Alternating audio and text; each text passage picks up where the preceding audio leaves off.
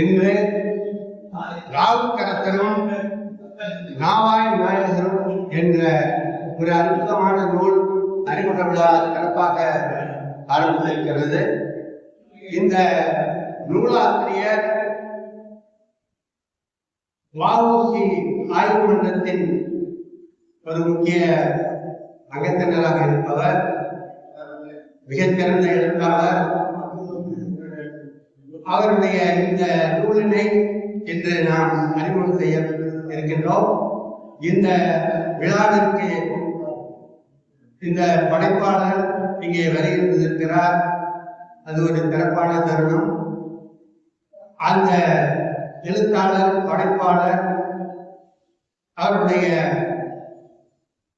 வருகையை நாம் வரவேற்கின்றோம். மக்கள் சிந்தனை பேரவை வாசகத்தின் சார்பாக வரவேற்று வருகின்றோம். இந்த அற்புதமான நூலினை நமக்கு அறிமுகப்படுத்தி சிறப்புரையாற்ற இருக்கின்ற நமக்கெல்லாம் நன்கு அறிந்த இசை பேரொழி ஐயா மரியாதைக்குரிய தமிழக செல்வரானந்தி அவர்கள் இங்கே விரைந்திருக்கின்றார்கள். அவரது அறிமுக உரையை கேட்பதற்கு ஆவலோடு இருக்கின்றோம். அத்தகைய ஐயா அவர்களை இந்த நேரத்திலே வரவேற்பதில் பெரும் மகிழ்ச்சி அடைகின்றோம். அடுத்ததாக இந்த நிகழ்விற்கு சிறப்பான முறையிலே தலைமையேற்று நடத்தி கொண்டிருக்கக்கூடிய மரியாதைக்குரிய வழக்கறிஞர் திருவையாறு பாரதி இலக்கிய பேரவையின் அரங்காவலர், சமூக ஆர்வலர், காந்திய நெறியாளர், இப்படி பல்வேறு சிறப்புகளுடைய ஐயா அவர்கள் இங்கே தலைமையேற்று நடத்துவதற்காக வருகின்றிருக்கிறார்கள். அவர்களையும் திருகரம் கூப்பி வரவேற்று மகிழ்ச்சி அடைகின்றோம். அடுத்ததாக இந்த நிகழ்விற்கு இறுதியிலே நன்றி உரையாற்ற இருக்கக்கூடிய அருமை நண்பர் கலியபெருமாள் அவர்களுக்கும் இந்த நேரத்திலே வரவேற்று மகிழ்கின்றோம். அடுத்ததாக இந்த நிகழ்விற்கு படப்பதிவுகளை மிக அழகாகவும் அற்புதமாகவும் எடுத்து நமக்கெல்லாம் உற்சாகப்படுத்திக் கொண்டிருக்கக்கூடிய கரந்தை ஜெயக்குமார் அவர்கள் இந்த நேரத்திலே வரவேற்று வருகின்றோம். அதே போல இந்த அரங்கம் பல்லாண்டுகளாக மக்கள் சிந்தனை பேரவைக்காக கொடுத்து உதவி இந்த நிகழ்ச்சிகளை சிறப்பாக நடத்துவதற்கு உறுதுணையாக உதவி தருகின்ற நமது மரியாதைக்குரிய ஊழிய சங்க தலைவர் ஐயா அன்பாளர் அவர்களுக்கும் இந்த நேரத்திலே நன்றியையும் அவரது வரவேற்பதையும் பெருமகிழ்ச்சி அடைகின்றோம். அடுத்ததாக இங்கே வருகை தந்திருக்கக்கூடிய பல்வேறு இலக்கிய வட்டங்களைச் சேர்ந்த நண்பர்கள், ஆண்டவர்கள், சான்றோர்கள், வாசகப்பட்ட உறுப்பினர்கள், அத்தனை நல்லுள்ளங்களையும் இந்த நிகழ்விற்கு தங்களுடைய நேரத்தை ஒதுக்கி வருகை தந்தமைக்காக எங்களுடைய அற்புதமான இந்த மக்கள் சிந்தனை பேரவையின் சார்பாக இருகரம் கூப்பி வரவேற்று மகிழ்கின்றோம். அடுத்ததாக இந்த நிகழ்வுக்கு தலைமையேற்று நடத்தி கொண்டிருக்கக்கூடிய ஐயா அவர்கள் இப்பொழுது இந்த நூலை அறிமுகம் செய்யக்கூடிய ஐயா அவர்களுக்கு சிறப்பளிப்பார்கள். இந்த நிகழ்வு இப்பொழுது சற்று நேரத்தில் நடைபெறுகிறது. நாவுக்கரசரும் நாவாய் நாயகரும் என்கின்ற இந்த சிறப்பான நூலினை இந்த அறிமுகத்தில் பிறப்புரை நிறுத்துவதற்காக வந்துள்ள பேராசிரியர் செல்வநூதி அவர்களே, இந்த நூலினுடைய ஆசிரியர் அறிவழகன் அவர்களே, வ.உ.சி. பாரதியை போற்றி பல ஆய்வு நூல்களை எல்லாம் எழுதி இந்த தமிழ் சமுதாயத்திற்கு அர்ப்பணித்துக் கொண்டிருக்கின்ற ரங்கையா முருகன் அவர்களே மற்றும் சான்றோர் பெருமக்களே, உங்கள் அனைவருக்கும் எனது வணக்கத்தினை தெரிவித்துக் கொள்கிறேன். இந்த நிகழ்விற்கு என்னை தலைமையேற்க செய்ததை நான் பெருமையாக கருதுகிறேன். நமது சமய பெரியார்களில் ஒருவரான நாவுக்கரசரை பற்றியும் இந்த நமது நாட்டினுடைய விடுதலை வேட்டையின் வித்தகராக திகழக்கூடிய வ.உ.சி.யையும் இணைத்து எழுதப்பட்டிருக்கின்ற இந்த நூலினை என் தலைமையில் ஆய்வு செய்வதற்காக அறிமுகப்படுத்துவதற்காகவும் நடத்தப்படுகின்ற இந்த விழா நான் வவுப்பியை படித்திருக்கிறேன், நாவுக்கரசரை அதிகமாக படித்ததில்லை. அதை என்னை தலைமையேற்க சொன்ன பேராசிரியர் விஜயராமலிங்கம் அவர்களிடமே நான் குறிப்பிட்டேன். அதற்கு பிறகு இந்த நிகழ்வுக்காக நான் நாவுக்கரசரையும் படித்தேன். அது எனக்கு ஒரு வாய்ப்பாக இருந்தது. நாவுக்கரசரை நான் மேலோட்டமாக பார்த்திருந்த நிலை இப்பொழுது ஓரளவு அவருடைய வரலாற்றையும் நான் என்னிடம் உள்ள நூல்களை கொண்டு வாசித்து பார்த்தேன். இரண்டு அரசியல்வாதிகளை ஒப்பிடுவது போன்றுதான் நான் அதை கருதுகிறேன். நாவுக்கரசரை ஒரு சமயவாதியாக பார்த்தால் அவர் இந்த சமூகத்திற்கு செய்திருக்கின்ற நற்பணிகளை வவுசியோடு ஒப்பிட்டு பார்க்கிறேன். வவுசி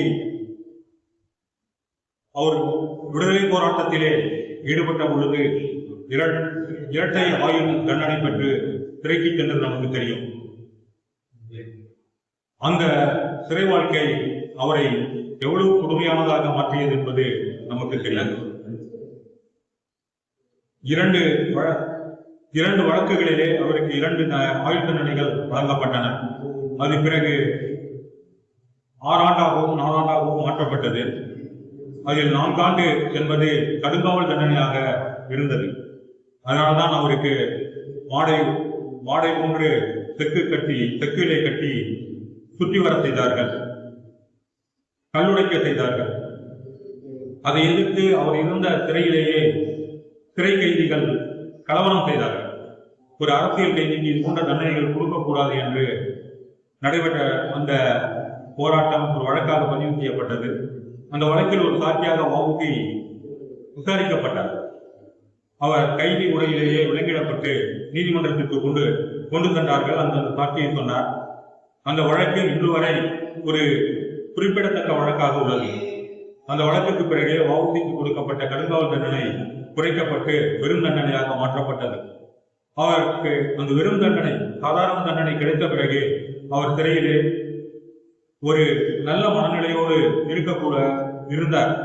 அப்பொழுதுதான் அவர் தமிழ் இலக்கியங்களை பற்றி பேசவும் படிக்கவும் ஆராயவும் தொடங்கினார். அப்போது அவருடைய பார்வை சமயத்தின் பக்கமும் திரும்பியது. சமயம் சார்ந்த நூல்களை அவர் படித்தார், திருமுறைகளை அவர் படித்தார், சிவஞான போதத்தை ஆழமாக ஊன்றி படித்தார், ஆங்கில நூல்களை எல்லாம் படித்தார், எழுதினார், ஆய்வு செய்தார், திருக்குறளை ஆய்வு செய்தார். அதற்கு பிறகு அவர் சிறையிலிருந்து வெளியில் வந்த பிறகு அவரோடு பல தமிழ் அறிஞர்களோடெல்லாம் அவருக்கு பழகக்கூடிய வாய்ப்பு கிடைத்தது. விடுதலை போராட்டத்தை ஒதுக்கி வைத்துவிட்டு அவர் முழுக்க தமிழ் அறிஞராகவே மாறி தமிழ் ஆய்வுகளை செய்ய தொடங்கினார். அப்பொழுதுதான் அவருக்கு சமய நூல்கள் மீது பற்று அதிகமாகி நிறைய நூல்களை அவர் எழுதினார். அந்த வகையில் அவர் திருநாவுக்கரசரோடும் சமயம் காத்து ஒப்பிடக்கூடிய அளவிற்கு இருக்கிறார்.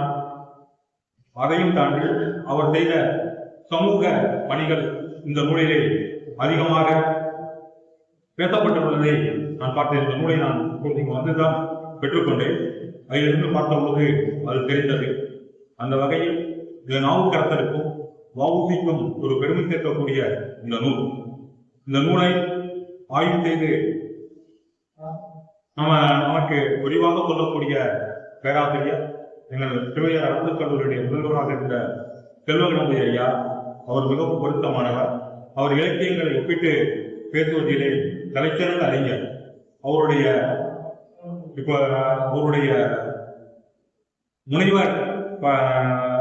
முனைவர் பட்டத்திற்கான தலைப்பே கூட பாரதிதாசனும் சான்வெட் பர்க் என்பதுமாகும். அந்த அமெரிக்க அறிஞரையும் பாரதிதாசனையும் பற்றி அவர் ஆய்வு செய்தார். அவர் ஆய்வு செய்து கொண்டிருந்த பொழுதெல்லாம் அவர்கள் குறித்து விளக்கங்கள் எல்லாம் TNR சார்பிலே நடைபெறும். அதை நான் உடனிருந்து கேட்டு ரசித்தவன். அந்த நிலையில் இந்த இலக்கியங்கள் ஒப்பிட்டு பேசக்கூடிய சிறந்த ஒரு ஆளுமை இந்த நூலினை, இருவரையும் ஒப்பிட்டு எழுதப்பட்டிருக்கக்கூடிய இந்த நூலினை ஆய்வு செய்ய உள்ள அது நமக்கு பெருமை. அந்த நிலையில் அவருடைய உரையை நானும் கேட்க விரும்புகிறேன். இந்த நிலையில் நான் இந்த நூலினை எழுதிய அறிவழகன் அவர்களுக்கு என்னுடைய வாழ்த்துக்களை தெரிவித்துக் கொண்டு விடைபெறுகிறேன். நன்றி, வணக்கம். நாவாய் நாயகரும் என்ற அறிவடம் எழுதிய நூல் அறிமுகத்திற்கு வருகை தந்திருக்கிற அனைவருக்கும் தஞ்சாவூர் மாவட்ட மக்கள் சிந்தனை பேரவையின் சார்பாக முன்பான வணக்கத்தை தெரிவித்துக் கொள்வது. அறிவடன் அவர்கள் சென்னையில் இருக்கிறார். ஆனால் அவர் வீடு இங்கிருந்து ஒரு பக்கம்தான், தஞ்சாவூர்கார் தான் அறிவழகன். அறிவழகனை பெற்றோர் இங்கே அமைந்திருக்கிற சைவ சொரூபமாக இருக்கிற அன்னையும் அப்பனமாக இருக்கிற அந்த பெரியோர்கள் இருக்கிறார்கள். தன்னுடைய மகன் எழுதிய புத்தகம் அறிமுகப்படுத்துவதை காண்பதற்காக இருக்கிறார்கள். இது ஒரு குறிப்பிட்ட விஷயம் சொல்ல வேண்டும் என்றால், தமிழ்நாடு வ.உ.சி. ஆய்வு வட்டம் என்ற அமைப்பை துவங்கி அர்ப்பணிப்பு உணர்வோடு செயல்பட்டு வருகிற இருவர் இந்த மேடையில் இருக்கிறார்கள். ஒருவர் ஐயா ரங்கையா முருகன், தலை சிறந்த வ.உ.சி. ஆய்வாளர். வ.உ.சியை பற்றி வ.உ.சி. என்ற சொல்லை கேட்டாலே கண்ணீர் மல்க நிற்கும் ஒரு மனிதர். அவருடைய வாழ்க்கையே வ.உ.சிக்காகவே அவர் தத்தம் கொடுத்திருக்கிறார் என்று சொல்ல வேண்டும். 2 பேருக்கு ஒரு ஒற்றுமை. சென்னை வளர்ச்சி ஆய்வு மையத்தில் அவர்கள் இருவருமே பணியாற்றுகிறார்கள். அறிவடன் ஐயாவும் ரங்கையா முருகன் ஐயாவும் 2 பேருமே இரட்டையர்களாக தமிழ்நாடு முழுக்க வ.உ.சி. புகழை பரப்பி கொண்டிருக்கிறார்கள். எப்படி வ.உ.சி. இல்லாவிட்டால் வ.உ.சி. என்ற ஒரு மனிதரை இந்த தமிழ் கூறும் நல்லுலகம் பெரிதளவும் தெரிந்திருக்காது என்பது எவ்வளவு உண்மையோ, அதை போல வ.உ.சியை பற்றி புத்தாக்கம் செய்வதற்காக பிறந்த இரட்டையர்கள் கூட இவர் அறிவழகன் ரங்கையா முருகன் தமிழ்நாடு முழுக்க, இன்னும் சொல்ல போனால் அவர்கள் சொந்த செலவில் எல்லா விதமான பயணங்களையும் மேற்கொண்டு வ.உ.சியின் புகழை பரப்பிக் கொண்டிருக்கிறார். இந்த நூலை பொறுத்தவரை ஒரு குறிப்பிட்ட அம்சம் என்னவென்றால், 2 பேரும் பிறந்த காலம் வேறு. நாவுக்கரசர் கிட்டத்தட்ட 17 நூற்றாண்டுகளுக்கு முன்னாடி, 14-15 நூற்றாண்டுகளுக்கு முன்னாடி பிறந்தவர். வ.உ.சி. சென்ற நூற்றாண்டில் பிறந்தவர். சமகாலத்தில் பிறந்தவர்கள் ஒப்பிடுவது என்பது இயல்பானது. வெவ்வேறு காலகட்டங்களில் அது 15 நூற்றாண்டுகளுக்கு முன்னாலே பிறந்தவர்கள் என்ன ஒற்றுமை இருக்க முடியும்?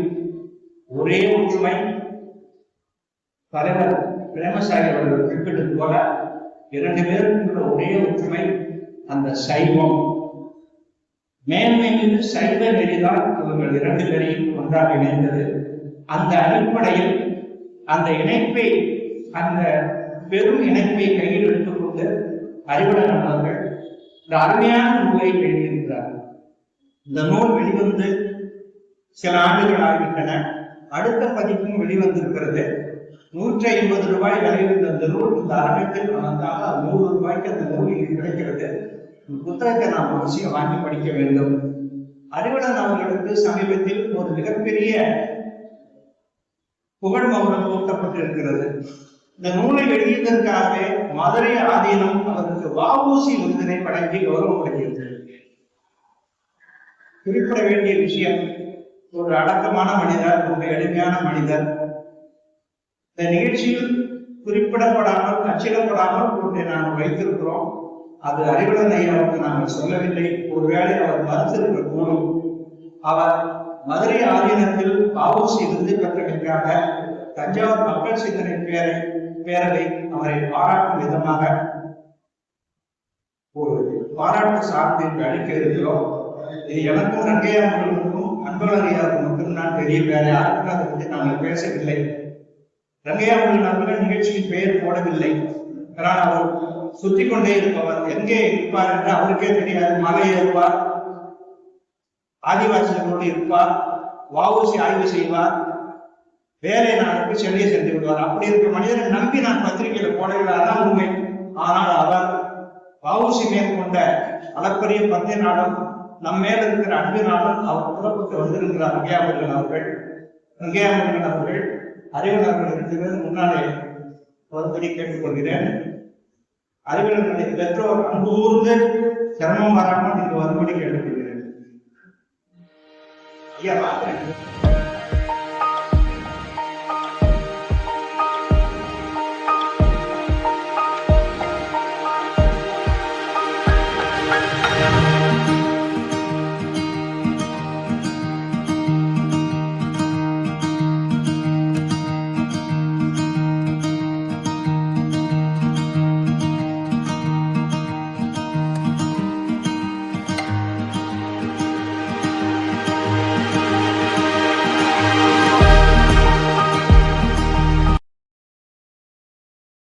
செந்தமிழே உயிரை நருந்தேடு செயலினை மூச்சினை உணக்களித்தேடு நைந்தாய் எனில் நைந்து போகும் என் வாழ்வு நன்னிலை உனக்கெனில் எனக்கும் தான். அன்புக்குரிய பெரியோர்களே, இந்த நாள் ஒரு நல்ல நாள். மகேந்திர பல்லவர் காலத்தில் வாழ்ந்த நாமார்க்கும் குடியல்லோம் என்ற உறுதியோடு சொற்குறுதி அப்பரண சொல் என்று போற்றப்பட்ட நாவுக்கரசரையும் யாராலும் அமர்த்த ஒண்ணாதது என்ற நிலையில் வாழ்ந்த கப்பலோட்டிய தமிழன் நாவாய் நாயகர் இருவரையும் ஒப்பீடு செய்து எங்கள் அன்புக்குரிய பிள்ளை அறிவழகன் வெளியிட்ட இந்த நூலை திறனாய்வு செய்யுமாறு தஞ்சாவூர் நகர வாசகர் வட்ட மக்கள் சிந்தனை பேரவையின் சார்பில் நூல் அறிமுக விழாவில் பேசுமாறு 23/6 அன்று வெசல்லாட்டிலே ஒரு நிகழ்விலே நாங்கள் சந்தித்த பொழுது நீங்கள் வந்து கலந்து கொண்டு பேச வேண்டும் என்று பேராசிரியர் விஜயராமலிங்கம் அவர்கள் என்னை அழைத்தார். நான் உடனே எந்த மறுப்பும் சொல்லவில்லை, அவசியம் வந்து விடுகிறேன். பிறகுதான் சொன்னார், அறிவழகனுடைய நூலாக அடுத்தது கேட்டார், அவரை தெரியுமா என்று. நான் சொன்னேன், என்னுடைய நூல்கள் கிட்டத்தட்ட ஒரு 6-7 நூல்களை பதிப்பித்தவரே அவர் தான். எங்களுடைய குருநாதர் உட்கார்ந்திருக்காரு, சோமா ஆறுமுகையா, அவர்களுடைய சீரிய பணியில யாருமே உட்கார முடியாத தஞ்சாவூர் பெரிய கோயில் நடராஜருடைய அந்த ராஜ சபையில் அமர்ந்து நான் சொல்லக்கூடிய ஒவ்வொரு வார்த்தைகளும் ஒரு பொருள். உட்கார முடியாத அந்த ராஜ சபையிலே அமர்ந்து 208 திருப்புகழ் சொற்பொழிவுகள் அனைத்தும் அவை நூலாக்கப்பட்டு விட்டன. அவருடைய மகன் அண்மையிலே இசைத்தமிழ் தளத்தில் திருப்புகழ் என்ற ஒரு நூல் அவருடைய முயற்சியினால் என்ன தார் குச்சி போட்டு போட்டு போட்டு குத்தி குத்தி எடுத்த அந்த நூல் சென்னை சேக்கடார் மையத்தில் சிறந்த நூலாக தெரிவு செய்யப்பட்டது. இப்பொழுது ஒரு நூல் தயாராக இருக்கிறது, இசைத்தமிழ் தளத்தில் திருப்புகழ் என்ற நூல். அந்த வகையில இன்று நாவுக்கரசரும் நாவாய் அரசரும் என்ற இந்த நூல் தஞ்சை பெரிய கோயில் வார வழிபாட்டு மன்றத்தினுடைய ஆண்டு விழாவில் 2 ஆண்டுகளுக்கு முன்பு வெளியிடப்பட்ட நூல். இந்த நூலை வெளியிடுவதற்கு முன்பு அவருடைய தந்தையார் எங்களுடைய குருநாதர் படிச்சு பார்த்துட்டு என்கிட்ட கொடுத்து, அவ்வளவு பொருத்தமா இல்லையே, அவ்வளவு பொருத்தமா இல்லையே, நம்ம பெரிய கோயில் வார வழிபாட்டு மன்றத்துல வெளியிடலாமா, அத உங்களுடைய கருத்து என்ன என்று கேட்டார். குருந்தையா, நான் படிச்சுட்டு சொல்றேன். நான் படிச்சுட்டு சொன்னேன், நோக்கம் சரி, போக்கிலே சற்று இடர்பாடு. ஏனென்றால் நான் ஒப்பிலக்கியத்தில் இன்னும் சொல்ல போனா பாரதிதாசன் பல்கலைக்கழகத்தில் ஒப்பிலக்கியத்தோ வந்திருக்கார் என்னுடைய மாணவர். குழந்தை கல்லூரியினுடைய முதல்வராக இருந்து பணி ஓய்வு பெற்ற ஏலாக்குறிச்சி கோவிந்தராஜ். எதுப்பா தெரியல, குழந்தை அரசினர் ஆளுநர் உவே சாமிநாதையர் பணியாற்றிய கல்லூரியில முதல்வராக இருந்து பணி நிறைவு பெற்றார். என்னுடைய மாணவர் பணி நிறைவு பெற்றிருக்காரு. இதுல ஏழாவதுல நாங்க 58, அவர் 60ல ரிட்டையர்மெண்ட். மகிழ்ச்சி. அவரெல்லாம் படிக்கக்கூடிய காலத்துல தான் அறிமுகமாகிறது. ஒப்பிலக்கியம் என்றால் என்ன என்ற அந்த சொல்லுக்கே விளக்கம் தெரியாத காலம். அதை எடுத்து ஆய்வு செய்து பிறகு தலைவராக இருக்கக்கூடிய பிரேமசாயி கூறியது போல பாரதிதாசனை உலக கவிஞர்கள் வரிசையில் கொண்டு போய் ஒப்பீடு செய்ய வேண்டும் என்று பாரதிதாசனுடைய 100ஆண்டு விழாவில் செய்திட வேண்டும் என்ற ஒரு திட்டத்தோடு உலக கவிஞர் வரிசையில் பாரதிதாசனை எங்கே யாரோடு ஒப்பிடுவது என்று நான் தேடிய பொழுது அமெரிக்காவில் சிகாகோவில் ஒரு பாரதிதாசன், அவர் பெயர் தான் பால் சாண்டர். 1,68,000 பாடல்கள் எழுதியது. ஆபிரகாம் லிங்கனை தலைவனாக கொண்டவர். 40,600 பாடல்களை கொண்டவர் பாரதிதாசன். இவர்களை ஒப்பீடு செய்து அந்த நிலையில் ஒப்பிலக்கிய துறையில் ஓரளவுக்கு பயிற்சி உண்டு என்ற நிலையில் இந்த நூலை பார்க்கும் பொழுது பார்த்ததோடு மட்டுமல்லாமல் இப்படியெல்லாம் அதனை மாற்றி அமைத்துக் கொள்ள வேண்டும் என்ற ஒரு ஆலோசனையையும் அவருக்கு வழங்கி இந்த நூலுக்கு ஒரு அணிந்துரையும் வ.உ.சி. வாசகர் வட்டத்தின் மிகப்பெரிய ஜாம்பவானாக திகழக்கூடிய ஐயா அணிந்துரை கொடுக்க நானும் இதிலே ஒரு அணிந்துரை இந்த நூலில் கொடுத்திருக்கிறேன். இந்த நூல்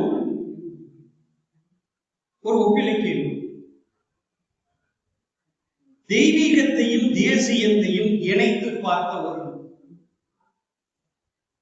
இரண்டும் ரயில்வேயில் இருக்கக்கூடிய 2 தண்டவாளங்கள். ஒப்பிலக்கியத்திற்கு கால எல்லை தடை இல்லை, மத எல்லை தடை இல்லை, நாட்டு எல்லை தடை இல்லை. கொள்கை எது என்பதை வைத்துக் கொண்டு அந்த குறிக்கோளில் அவரவர் செயலில் சரியாக செய்திருக்காரா என்று ஆய்வதுதான் ஒப்பிலக்கியம். யாரையும் தரம் தாழ்த்தி இவர் உயர்ந்தவர் இவர் தாழ்ந்தவர் என்று கூறார். அந்த வகையில் இந்த நூலை வெகு ஜாக்கிரதையாக அறிவழகன் கையாண்டிருக்கிறார். இன்னும் சொல்ல போனால் இதுல எங்கள் உரை, ஆசிரியர் உரை, அணிந்துரை, வாழ்த்துரை, பதிப்பாளர் உரை இவற்றோடு சேர்ந்து ஒரு 6 தலைப்புகளில் இந்த நூலை அவர் வடிவமைத்துள்ளார்.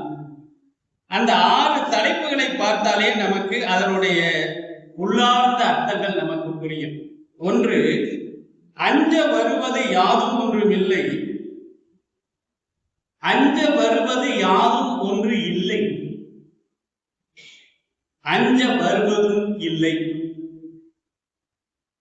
இரண்டாவது, சுதேசியம் ஒன்றே சுகம் பல அளிக்கும். இது 2வது தலைப்பு. 3வது தலைப்பு, நாம் யாருக்கும் குடியல்லோ நமனை அஞ்சோ. 4வது தலைப்பு, அப்பரும் பிள்ளையும் மாமனாரும் மருமகனும். 5வது தலைப்பு, மெய்ப்பொருள் தொழுது மெய்ப்பொருள் கண்டு. 6வது தலைப்பு, கலாபம் முன்னர் காகம் ஆடுதல் போலாம். ஒரு வித்தியாசமான ஒரு பழமொழி. காண மயிலாட கண்ணிருந்த மான்கோழி என்றுதான் பழையமொழி. இவர் கலாப மயிலாட கலாபம் முன்னர் காகம் ஆடுதல் போலாம் என்று 6 தலைப்பு. இந்த 6 தலைப்புகளுக்குள் இருவரும் கொள்கைவாதிகள். எந்த சூழ்நிலையிலும் அஞ்சாது நிமிர்ந்து நின்றவர், அடுத்தவருடைய ஆணைக்கு எந்த வகையிலும் தலை குனியாதவர். அப்படி குனிந்திருந்தால் திருநாவுக்கரசருக்கு அவருடைய இயற்பெயர் மருள் நீக்கியார், அது கூட இன்னைக்கு ரொம்ப பேருக்கு தெரிஞ்சிருந்திருப்பதற்கு வாய்ப்பு இல்லாமலே போயிருக்கு. சமணத்துக்கு வந்த பொழுது அவருக்கு கொடுக்கப்பட்ட பெயர் தர்மசேனன். வாழ்ந்த ஆண்டுகள் 81 வருடங்கள். வாழ்ந்த காலம் மகேந்திர பல்லவன் காலம். அடுத்தது அவன் மகன் நரசிம்ம பல்லவன் காலம் 584. அந்த காலத்தில் வாழ்ந்து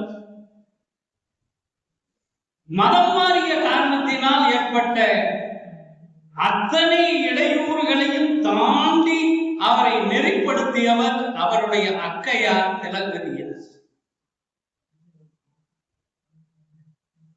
சமணன் சைவனாக மாறியவர். நெஞ்சம் உமக்கே இடமாக வைத்தேன், நெஞ்சம் உமக்கே இடமாக வைத்தேன், நினையாது ஒருபோதும் இருந்தறியேன் இருந்தறியேன் இருந்தறியேன், வஞ்சம் இது ஒப்பது கண்டறியேன், வயிற்றோடு துடைக்கு முடக்கியிட நஞ்சாகி வந்து நலிவதனை நனையாமல் கறந்தும் கருந்தும் விடி அஞ்சேல் என்று அருள் செய்வான் அவன் கோயில் அதிகை கடில வீரக்கான துறை அம்மானி என்ற நிலையில் சூளை நோயால் சாப்பிடப்பட்டு மீட்சி பெற்று, அக்கையாரால் மீட்சி பெற்று சைவராகி தர்மசேனர் திருநாவுக்கரசர் என்று சிவபெருமானால் அழைக்கப்பட்டார். அவர்தான் இந்த நாவுக்கரசர். திருஞான சம்பந்தர் அவருக்கு அளித்த பெயர் அப்பர். சிவபெருமான் அளித்த பெயர் நாவுக்கரசர். அவருடைய துண்டினால் அவர் பெற்ற பெயர் உழவாரப்படையாளி. நம் கடம்பனை பெற்றவள் பங்கினன் தன் கடன் அடியேனையும் காணுதல் என் கடன் பணி செய்து கிடப்பதே என் கடன் பணி செய்த திருக்கர கோயிலால் என் கடன் பணி அடியேனையும் தாங்குதல் என் கடன் பணி செய்து கிடப்பதே என்று உழவாரப்படை. அவர் முக்தி பெற்ற தலம் நாகை மாவட்டத்துக்கு அருகில் இருக்கக்கூடிய திருப்புகழ். அந்த ஊரிலே இன்றும் இந்த புலவர் பெருமானுக்கு,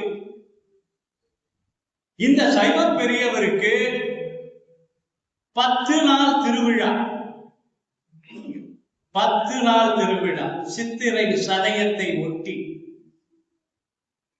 நடைபெற்று வருகிறது. பதிவு பண்ணிட்டு இருக்காரு ஜெயக்குமார். அவர் அந்த கோயிலுக்கு அழைச்சிட்டு போயிருக்கான். ஒரு தமிழ் புலவனுக்கு 10 நாள் பெருங்கோயிலிலே திருவிழா. எண்ணுகேன் என் செய்து எண்ணுகேனோ எம்பெருமான் திருவடியே எண்ணி நல்லா கண்ணிலேன் மற்றோர் கலைகள் இல்லேன் கடலடியே கைதொடுது காணின் நல்லா பொன்னுலே 9 வாசல் வைத்தாய் ஒக்க அடைக்கும் பொழுது உணரமாட்டேன் புண்ணியா உன்னடிக்கே போதுகின்றேன் புண்ணியா உன்னடிக்கே போதுகின்றேன் புண்ணியா உன்னடிக்கே போதுகின்றேன் பூம்புகளூர் மேவிய புண்ணியனே. என்ன முடியல. சித்திர சதயத்துல திருநாவுக்கரசருக்கு திருவிழா, களிமேட்டுல திருநாவுக்கரசருக்கு திருவிழா. யாரும் சூடுபடாமல் ஐயாறு அடைந்த பொழுது காதல் மடப்பிடியோடு கலினோருவன கண்டதை கண்டு வருகின்ற ஆடி அமாவாசை என்று கைலையை வடநாட்டில் சென்று காண வேண்டியதில்லை, அந்த திருக்கையிலை திருவையாறுதான் என்று சிவபெருமானால் கை காட்டப்பட்ட பாடப்பட்ட தலம். அவர் மதம் மாறியதனால் ஏற்பட்ட சொல்லோனா துயரங்கள், சொல்லோனா துயரங்கள், சமணர் ஆதிக்கத்தினால் ஏற்பட்ட துயரங்கள், அதிலே கல்லிலே கட்டி கடலில் போட்டதும், அரவினுடைய நஞ்சை அமுதாக்கி கொடுத்ததும், நீற்றறையில் விட்டதும், மலையாளியை மிதிக்க வைத்ததும் போன்ற நிலைகள் வந்த பொழுது நாம் யாருக்கும் குடியல்லோம், நம்மளை என்று வாழ்ந்த முடியாட்சி காலத்தில் அந்த அரசாட்சியை எதிர்த்து நின்று வாழ்ந்தவர் கிட்டத்தட்ட 600 வருஷத்துக்கு பிறகு இன்று வரை சித்திரை சதய நாளில் அவருடைய திருவிழாவை நாம் கொண்டாடி வருகிறோம். சேக்கிழார் பெருமான் 429 பாடல்களில் அவருடைய வரலாற்றை பாடினார். அவர் பாடியவைகள் 4, 5, 6 திருமுறைகளாக வகுக்கப்பட்டுள்ளன. இது நாவுக்கரசர். நாவாய் அரசரை பற்றி நான் சொல்ல வேண்டிய அவசியம் இல்லை. இரட்டையர் 2 பேரும் சேர்ந்து மிக சிறப்பான பணிகளை ஆற்றி வருகிறார். அதுல ஒரு செய்தி வந்திருக்கிறவங்களுக்கு தெரிஞ்சிருக்கும், ஆனாலும் சொல்ல வேண்டிய கடமை உண்டு. நாவுக்கரசர் நாவாய் நாயகருடைய 150வது பிறந்த நாள் விழாவை எங்க சோமஹார் முன்னையா அவரை சார்ந்த அன்பர்கள் பங்காரு காமாட்சி அம்மன் திருமண மண்டபத்திலே காலையிலிருந்து மாலை வரை ஐயா எல்லாம் எல்லாரும் சேர்ந்து கலந்துகிட்ட நிலையில ஒரு 3 நூல்கள் அங்கு வெளியிடப்பட்டு கருத்தரங்கு நடத்தப்பட்டு வ.உ.சி.யினுடைய 150வது பிறந்த நாள் விழாவினுடைய அழைப்பிதழ் இது. இரண்டாவதாக வ.உ.சி.யை பற்றி ஒரு பிள்ளைத்தமிழ் திருமணபாடி பெருங்குளவர் திருநாவுக்கரசு ஐயா எழுதியது. அது என்ன? வ.உ.சி.யினுடைய சரித்திரத்தில் தஞ்சையின் பங்களிப்பு, தஞ்சை மாநகரின் பங்களிப்பு. இந்த பிள்ளைத்தமிழ் நூலை அந்த ஆசிரியர் இதே தஞ்சை பெரிய கோயில் வாரவழிவாக்கு மன்றத்தில் நடந்த விழாவிலே கலந்து கொண்டு அந்த விழாவினர் அளித்த மகிழ்ச்சியோடு கலைமாமணி விருது வாங்குவதற்காக சென்னைக்கு தஞ்சையிலிருந்து அனுப்பி வைக்கப்பட்ட மாபெரும் தமிழ் புலவர். அற்புதமான ஒரு பிள்ளைத்தமிழ். நான் அடிக்கடி பேராசிரியர் விஜயராமலிங்க அவர்கிட்ட சொல்வது வழக்கம் உண்டு.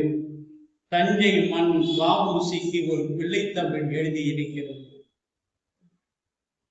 தஞ்சை மண் ஒரு வ.உ.சி.க்கு பிள்ளைத்தமிழ் நூல் அரங்கேற்றம் செய்துள்ளது. அதுல மணவாடி திருநாவுக்கரசு ஐயா பல பிள்ளைத்தமிழ்களை எழுதியிருந்தாலும் இந்த பிள்ளைத்தமிழ்ல அவர் கொட்டி வைத்திருக்கக்கூடிய சுவை, கருத்து குவியல், தன்னை மறந்து அவர் ஈடுபட்டு அதில் எழுதியிருக்கக்கூடிய பாங்கு அனைத்தையும் அந்த விழாவிலே நாங்கள் பேசினோம், கண்டு மகிழ்ந்தோம். அந்த வகையில நாவாய் அரசரையும் நாவாய் நாயகரையும் நாவுக்கரசரையும் இணைந்த இந்த நூல் ஒப்பிலக்கியத்திலே நான் சொன்ன பாருங்க, ஒப்பிலக்கியம் அவர் சொல்லக்கூடிய இந்த நூலுக்குரிய கோட்பாடு 3 சொல்லி இருக்கிறார். ஆனால் அதை தாண்டி அழுத்தமான ஒரு ஒப்பிலக்கிய கோட்பாடு தெய்வீகமும் தேசியமும் இணைந்து செல்லக்கூடிய பாங்கு. தெய்வீகமும் தேசியமும் இணைந்து செல்லக்கூடிய பாங்கு. அழகை புத்தூரா அழகை புத்தூர் கொட்டப்படாது. தூத்துக்குடி மாவட்டத்தில் இருக்கக்கூடிய அந்த ஊர்ல அவர் பிள்ளையும் பிற பிள்ளைகளும் படிப்பதற்காக ஒரு தனி பள்ளியே கட்டி கொடுத்த குடும்பத்தை சார்ந்தவர் இவர். வ.உ.சி. வள்ளியப்பன் உலகநாதன் சிதம்பரம். அப்படிதானே? வள்ளியப்பன் உலகநாதன் சிதம்பரம். இன்னைக்கு பேர் வைக்கிறது இன்ஜின் வைக்கிறது ரொம்ப மாறி போச்சு. அந்த காலத்துல வரலாறு, வீட்டு வரலாறு மாறாம அந்த பேர் வைக்கப்படும். வள்ளியப்பன் உலகநாதன் சிதம்பரம். சிதம்பரம் பெரியப்பா பேர் தானே? சிதம்பரம் அவருடைய பெரியப்பா பெயர். இள வயதிலே இறந்த பெரியப்பா பெயர். உலகநாதன் தந்தையார் பெயர். வள்ளியப்பன் மகளாக வாழ்ந்த அந்த குடும்பத்தினுடைய நோக்கம். வள்ளியம்மாள் என்பது வ.உ.சி.யினுடைய முதல் மனைவி. அண்ணம்மா பேர்ல ஒரு சரித்திர நூல் எழுதியிருக்கு. அவருடைய வாழ்க்கையில நான் அடிக்கடி சொல்வது உண்டு. நாங்க இடத்துல சாத்தூர்ல வேலை பார்க்கிறோம். கோவில்பட்டிக்கு பக்கத்துல சாத்தூர்ல ஒரு 5 ஆண்டு காலம் அங்கே பேராசிரியராக பணியாற்றி. அங்கெல்லாம் நாம் வேலைக்கு போன காலத்திலேயே அந்த பகுதியில படிச்சவங்க ரொம்ப குறைச்சேன். இப்போ அதிகமா வளருது. வ.உ.சி. காலத்துல தூத்துக்குடி மாவட்டத்துல ஒருத்தர் பள்ளி நடத்தக்கூடிய அளவுக்கும் சட்டப்படிப்பு படிக்கக்கூடிய அளவுக்கும் வளர்ந்த ஒரு குடும்பம்னா எவ்வளவு பலமான ஒரு குடும்பமாக வாழ்ந்திருக்க வேண்டும். சுதேசி கப்பலை வாங்கி சுதேசியத்தை நிர்ணயிப்பதற்காக ஒரு போராடியவர் நிலையில் இருந்தால் எவ்வளவு மக்கள் செல்வாக்கு அவருக்கு இருந்திருக்க வேண்டும். கிரேமசாயி அவர் ஒரு வழக்கறிஞர் தொழிலில் எவ்வளவு நேர்மையும் தொண்டும் உள்ளமாக வாழ்ந்து அவர் செய்த சாதனைகளினால் தூத்துக்குடியில ஒரு பெரிய போராட்டத்தையே நடத்தி தலைமை தாங்கக்கூடிய அளவுக்கு வைத்தார். அவர் சிறை சென்ற பொழுது அவருக்காக ஒரு பெரிய தொழிற்சங்க இயக்கமே போராட்டம் நடத்திய வரலாறு இவருக்குத்தானே. அந்த வகையில் அவருடைய சரித்திரத்தை எடுத்து ஆய்வு செய்கிறார். அவருடைய சுயசரிதை நூல்களை நிறைய எடுத்திருக்கிறார். அவருடைய தொகுப்பு நூல்களை நிறைய எடுத்திருக்கிறார். அறிவழகனுடைய அநேகமாக எனக்கு தெரிந்த அளவு இது உங்களுடைய 7வது, அப்படிதானே? 7வது தொகுப்பு நூல்கள் 3, சிறுகதை நூல் 1, கவிதை நூல் 1, ஒரு திறனாய்வு நூல் 2, இதிலே இந்திய பொருளாதாரம் பற்றி ஒரு நூல். அது மிக சிறந்த நூலாக தமிழக அரசால் தேர்ந்தெடுக்கப்பட்டு அது பதிப்பிக்கப்பட்டது. அண்மையிலே இந்த வ.உ.சி. நூலுக்காக மதுரை திருமணம் இவருக்கு விருது அளித்திருப்பதையும் அதை ஏற்று நம் தஞ்சை மண் அவருக்கு பாராட்டு நடத்தக்கூடிய நிலையில் வாழ்ந்து வரக்கூடியது. இன்னொரு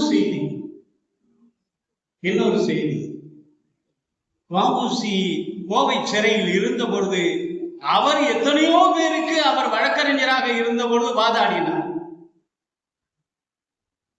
அவர் சிறையில் இருந்த காலத்தில் வாதாடிய சி.கே. சுப்பிரமணியம் முதலி, அப்படித்தானே?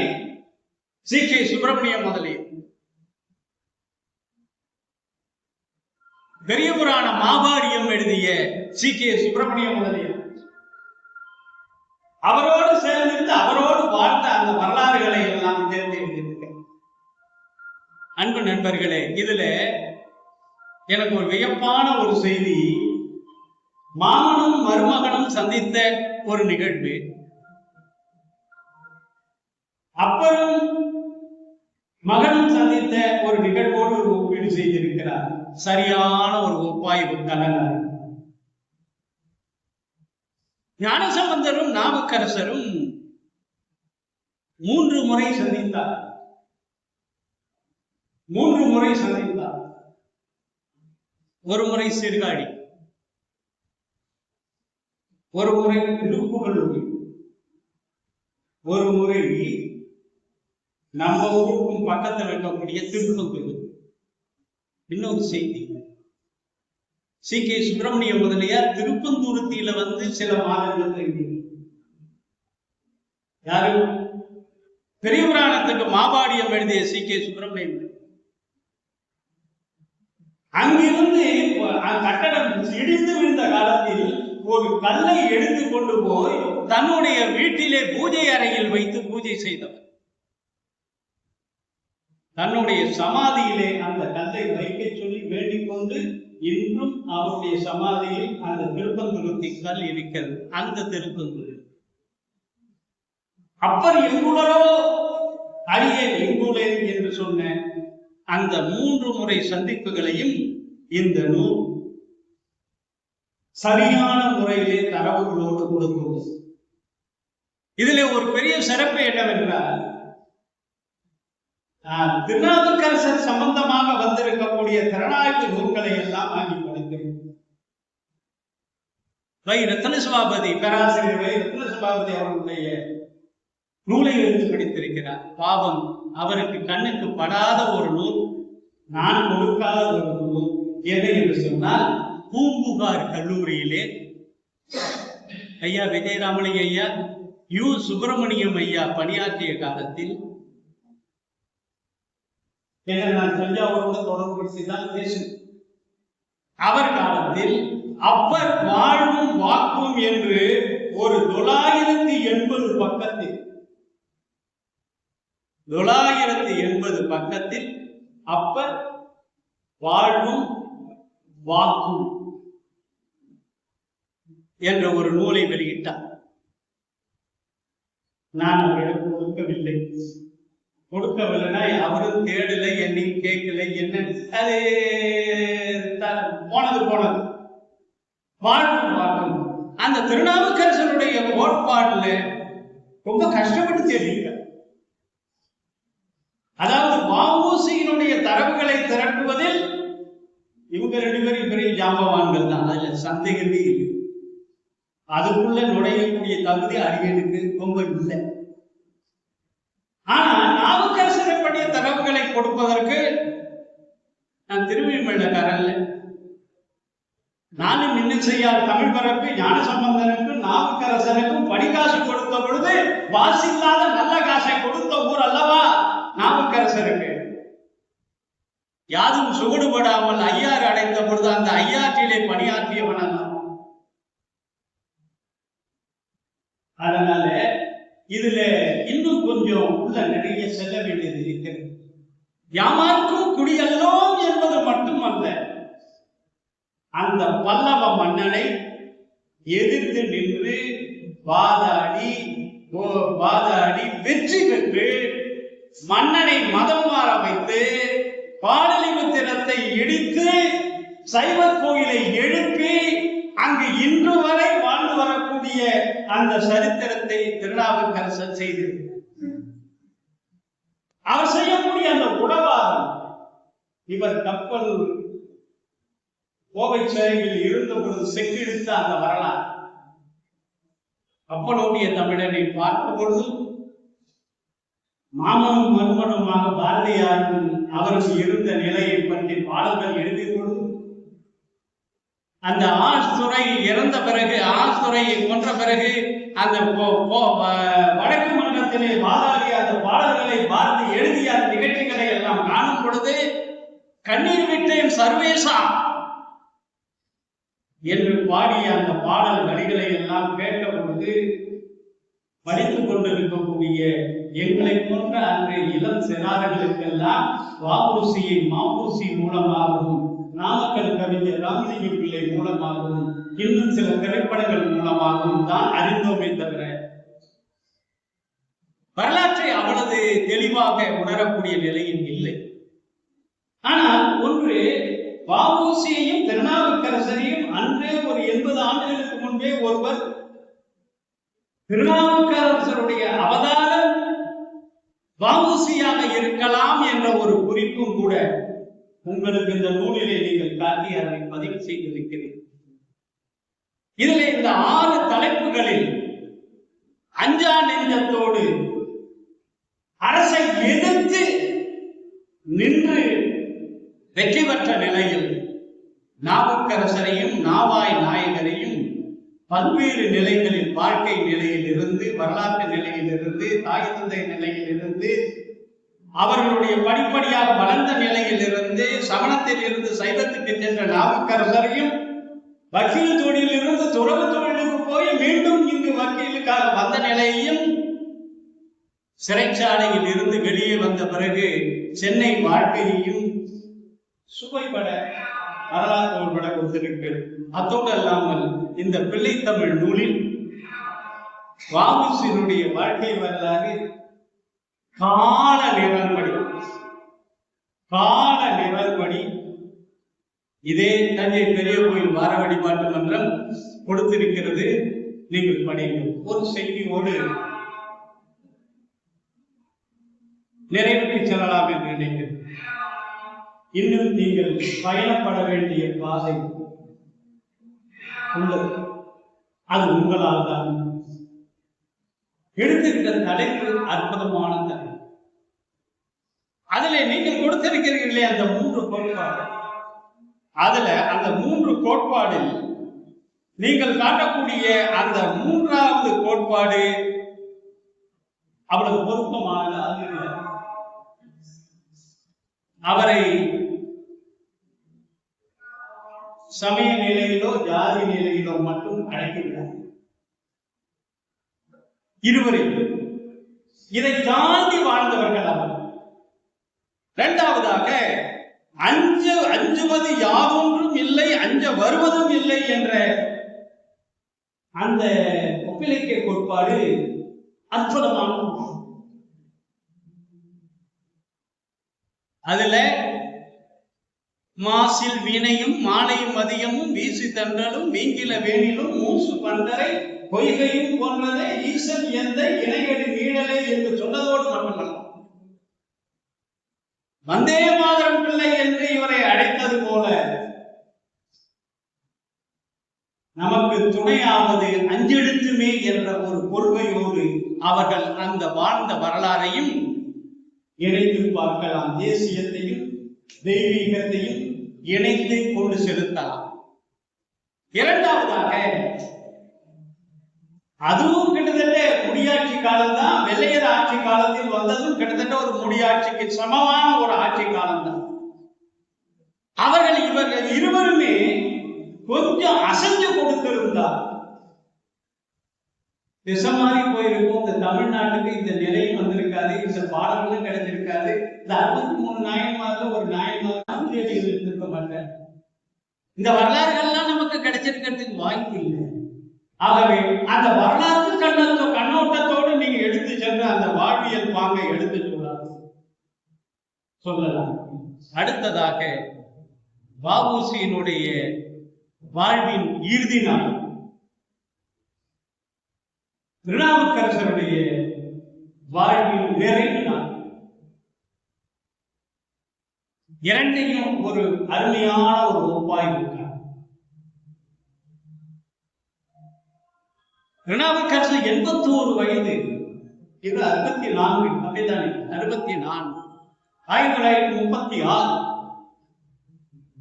64, அவர் 81. அந்த 81 வயதிலும் உழவாரம் செய்வோம். இன்னைக்கு திருக்கோயிலூர் அதுக்கு சாட்சியமாக இருக்க 10 நாள் திருவிழா அங்க நடைபெறுகிறது. அந்த பத்திரிகையிலேயே முதல் நாள் சூளை ஆட்கொண்டது ஒரு நாள் திருவிழா.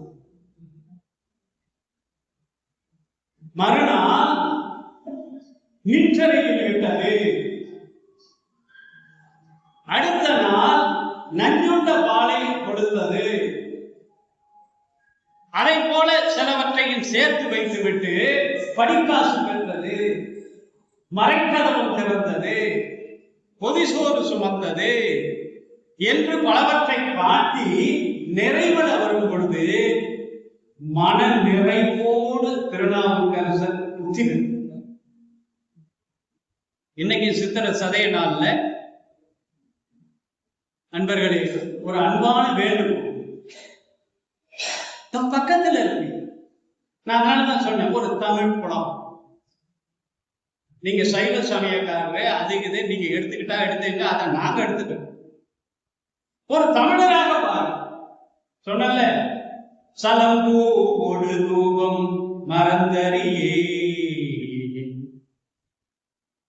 தமிழோடு இசை பாடல் மறந்தறியே, நலந்தீங்கினும் உன்னை மறந்தறியேன், உன்னாமும் என்னாவில் மறந்தறியேன், உழந்தா தலையில் என்று அவர் பாடிய அந்த அடிகள் அதிகைக்கடியில் வீரட்டான துறை உமான், அதிகைக்கடியில் வீரட்டான துறை உமான். அதுல மாமனாரும் மருமகனும் சேர்ந்து நீங்கள் காட்டிய இடத்துல எவ்வளவு குறிப்பியா அழகா கொடுத்திருக்கீங்க. கவி சக்கரவர்த்தியில் சடையப்ப வல்லலுமா, மகாகவி சுப்பிரமணிய பாரதியார் வ.உ.சி.யில் நிகழ்ந்தது அவர் வாயிலாகவே வந்த குறிப்பின் வாயிலாக மாமனார் மாமனார் என்ற நிலையில் அவர்கள் குறிப்பிடுவதும் அதுல அவருடைய வ.உ.சி.யினுடைய சுயசரிதில தூற்றுக்குடின்னு தான் எழுதுறார். ரகரனால போடுறார், தூற்றுக்குடி என்றுதான் போடுது. இன்னைக்கு தூத்துக்குடி ஆயிடுச்சு. தூற்றுக்குடியில் அந்த மாமனார் மருமகனுக்கு இருக்கக்கூடிய நிலையும் சுப்பிரமணிய சிவாவை அவர் எழுதிய வரலையும், பரசு நெல்லையப்பர் எழுதிய நிலையும், சொக்கலிங்கம் ஐயா எழுதிய வரலாறையும், இன்னும் வ.உ.சி. ம.பொ.சி. எழுதிய வரலாறையும், நாமக்கல் கவிஞர் எழுதிய வரலாறையும், ஐயா வெங்கைய முருகன் அவர்கள் தரக்கூடிய வரலாறுகளையும் இணைத்து மகேந்திர பல்லவனை சமணத்தை வீழ்த்தி சைவத்தை நிறுத்தி குகை கோயிலை கட்டுவித்து இன்று வரை வாழ்ந்து வரக்கூடிய ஒரு பெரிய உன்னத நிலையை திருநாவுக்கரசருடைய இறுதி காலம் பெற்றார். அந்த நிலையிலும் அவருக்கு ஏராளமான சோதனை. 81 வயதில அவருக்கு பெண்ணாசை உண்டா என்று சோதிக்க பார்க்கப்பட்டார், மண்ணாசை உண்டா என்று சோதிக்க பார்க்கப்பட்டார், பொன்னாசை உண்டா என்று சோதிக்க பார்க்கப்பட்டார். அந்த வரலாறு. ஆனா வ.உ.சி.யினுடைய நிறைவு நாளுங்க பலவிதமான பொருளாதார இன்னல், குடும்ப இன்னல், சமுதாய இன்னல், காசு கொடுத்து அவளை வாங்கின அந்த கப்பலையும் இழந்த பிறகு அந்த நின்று அவரை காப்பாற்றியது நம் தமிழ் இலக்கிய மணக்குடவர் உரையும், திருக்குறள் உரையும், பொருளாதிக தொல்காப்பிய உரையும், சிவஞான போத உரையும் போன்றவற்றை அவர் எழுதி மனம் ஆறுதல் பெற்ற அந்த நிகழ்வையும் ஒப்பாய்வு களமாக ஆராயும். காலம் புத்தலக்கிய அறிஞருக்கு எல்லை தடை இல்லை. இடம் நான் சொன்னேன், சிக்காகோவில் ஒரு பாரதிதாசன். இந்த கட்டுரையை பாரதிதாசன் 100ஆண்டு விழாவில் பாரதிதாசன் பல்கலைக்கழகத்துல முதல்ல அரங்கேற்றியவன் நான் தான். எல்லாரும் வேற ஏதாவது தலைப்பு கொடுக்க சொன்னாங்க, முடியாதுன்னு. சிக்காகோவில் ஒரு பாரதிதாசன். அதே மாதிரி இதுல பாண்டிச்சேரி யூனிவர்சிட்டியில பாண்டிச்சேரியில் ஒரு கால் சாண்ட்பர் அப்படின்னு கட்டுரை எல்லை தடையில் ஒரு அருமையான 2 குறிக்கோள். ஒன்று தெய்வீகம், மற்றொன்று தேசியம். 2க்கு 2 பெரும் ஜாபவான். தங்களுடைய உள்ள உறுதியில கொள்கை பிடிப்புல எந்த நிலையிலும் தளர்வு அடையாத இருவரும் வேந்தர். ஒருவர் கப்பல் ஓட்டிய தமிழன் என்று அழைக்கப்படக்கூடிய, மற்றொருவர் இன்னும் உழவாத படையாளி என்று அழைக்கப்படக்கூடிய. ஒரே ஒரு செய்தியோடு நிறைவு செய்கிறேன். அவருக்கு இந்த தஞ்சை மண் ஒரு பெயர் கொடுத்திருக்கிறது. திருநாவுக்கரசருக்கு தஞ்சை மண் ஒரு பெயர் கொடுத்திருக்கிறது. எங்க தெரியுமா? திருப்புகலூர். திருப்புகலூர்ல ராஜராஜ சோழன் கட்டி வைத்த கோயில் வாசலில் இருக்கக்கூடிய ராஜகோபுரத்துல ஒரு கல்வெட்டுல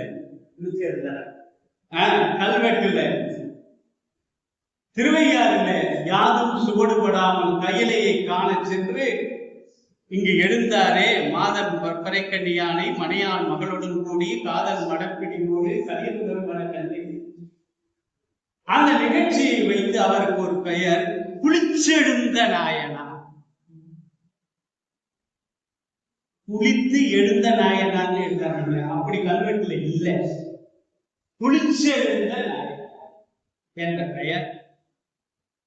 அப்ப இன்னைக்கு வாவுசி என்ற பெயரை பலருக்கு அறிமுகப்படுத்தியது கப்பலோட்டிய தமிழன் என்ற ஒரு சிறப்பு. அந்த வகையில் ஒரு நல்ல ஒப்பாய்வு கலக்கக்கூடிய இந்த நூல். அவர் ஒப்பிலக்கியம் படித்தாலும் படிக்கவில்லை தெரியவில்லை. ஆனால் ஒப்பாய்வு நோக்குல இதை கொண்டு போக வேண்டும் என்ற ஒரு உணர்வு எழுந்த கிட்டத்தட்ட எங்கள் அன்புக்குரிய பிள்ளை. எனக்கு அவர் மகன் தான். அவங்க 2 பேருக்கு மட்டும் இல்லை. என்ன, அவர்கள் பெற்றெடுத்த தந்தையா நாங்கள் வளர்த்தெடுக்கக்கூடிய. இன்னைக்கு ஏதாவது ஒரு சந்தேகம் வேண்டும்னா உடனே போன் பண்ணி ஐயா இது சரியா ஏதோ சொல்லி கொடுக்குற அளவுக்கு அவங்களால மதிக்கக்கூடியவனா நம்மளும் வாழ்ந்துகிட்டு இருக்கோங்கிற ஒரு எண்ணம். அந்த வகையில வர்ற ஞாயிற்றுக்கிழமை தஞ்சை பெரிய கோயில்ல வரவழி மாற்று மன்றத்தினுடைய 69வது ஆண்டு விழா ஒரு பெரிய சிறப்பு என்னன்னு கேட்டா, தேவாரத்திற்கு நம் திருமுறைக்கு பத்மஸ்ரீ அவார்டு இந்த ஆண்டு டெல்லியில கொடுக்கப்பட்டது. அந்த பத்மஸ்ரீ அவார்டு பெற்ற திருத்தணி சாமிநாதன் ஐயாவுக்கு திருமுறைகளை மீட்டெடுத்த ராஜராஜ சோழன் வணங்கக்கூடிய ஆடல் வல்லான் சன்னதியில் ஒரு பாராட்டு விழா நடைபெற இருக்கிறது. அதற்கு உங்களை அன்போடு அவங்க அனுமதியோடு சேர்த்து வாங்கிக்கிட்டு அவங்க சார்பிலையும் உங்க சார்பில் சேர்த்து அழைக்கிறேன். நீங்க எல்லாரும் வரணும்னு சொல்லி நூலாசிரியருக்கு எனது பாராட்டு. இந்த விழாக்களை கலந்து கொள்ளக்கூடிய அழைத்த பேராசிரியருக்கு எனது வணக்கம். தலைமை தாங்கக்கூடிய எங்களுடைய அன்பு பிள்ளை பிரேமசாயிக்கு அவர்களுக்கு வணக்கம். வரவேற்புரை ஆற்றிய ஆசிரியர்கள் மக்களுக்கும் வாழ்வுரை வஉசி வட்டத்தை ஐயா நீங்க செய்ய இந்த பணி காலத்தின் தேவை, இந்த சரித்திரத்தின் தேவைக்கு முகந்தது. எதிர்கால சந்ததியினருக்கு வஉசியை பற்றி டெல்லியில ஒரு ஊர்வலத்துல நம்ம அனுப்பின பொழுது இவர் யார் என்று அன்று வினவினார்.